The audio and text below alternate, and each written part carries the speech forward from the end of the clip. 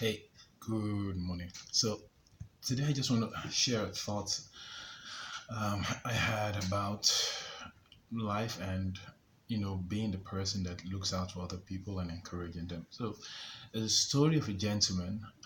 Many of you know who this person is. He's very well known all over the world. At the start of his journey, he had this great vision that basically revolutionized the world in terms of way people thought about certain things and how they should be. And when he started off with his idea, he went to a city to share it. And he was not well received. He was not well received at all. Actually, he almost got killed. And then he tried again, went to another city. He had a similar response. And he got so discouraged that he just went back home, went back to his hometown. And he wasn't heard from again for about 8 years. So happened that after 8 years, there was another gentleman who happened to be doing some work in a nearby city not too far off.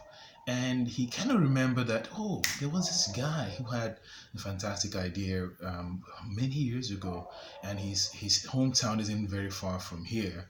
So when he was done with his business, and he was actually sent there on an assignment, when he was done with his assignment, he decided to go look for this guy in his hometown, and he started searching for him, and eventually he found him. And obviously, this guy was discouraged. Somebody you haven't heard from for 8 years, who had probably given up on his idea, wasn't really pursuing it anymore, or at least wasn't pursuing sharing it with anybody anymore. He encouraged him and then brought him back, to the open world, and they began to do some work together. And the work they did began to spread. The message began to spread, and it turned millions of lives around. Now, the first gentleman, the man who had a vision, who all of you know very well because of the work he did, was the Apostle Paul.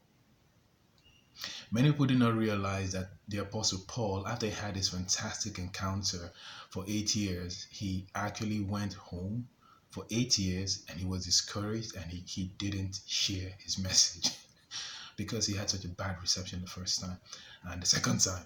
And it took another gentleman who most people do not even know or remember to encourage him. And most people did not know that if it wasn't for the second gentleman, we would not have most of the New Testament, that is read in the Christian faith today. Two-thirds of the New Testament is credited to Paul's account. The second gentleman is Barnabas. My point is, be a Barnabas in somebody's life. You never can tell what words of encouragement you share that could lift someone up and who that person ends up being in the world. There's so many stories throughout history of people like that who simply had an encouraging word. Somebody picked up the phone and called them. Somebody paid them a visit. Somebody just looked in on them. Somebody just told them, look, give this another try. It could actually work. I know many entrepreneurs that had this experience. I could share a lot of stories. But the point is, be a Barnabas. Don't be the person that is always lifting people up. The next person who changes the world could just be someone that you touched. And how would that make you feel knowing that because of you, even if you never get acknowledged in history and you don't get the same level of popularity and fame, but just knowing that because of you, this person was able to change millions of lives, how would that make you feel? Be a Barnabas.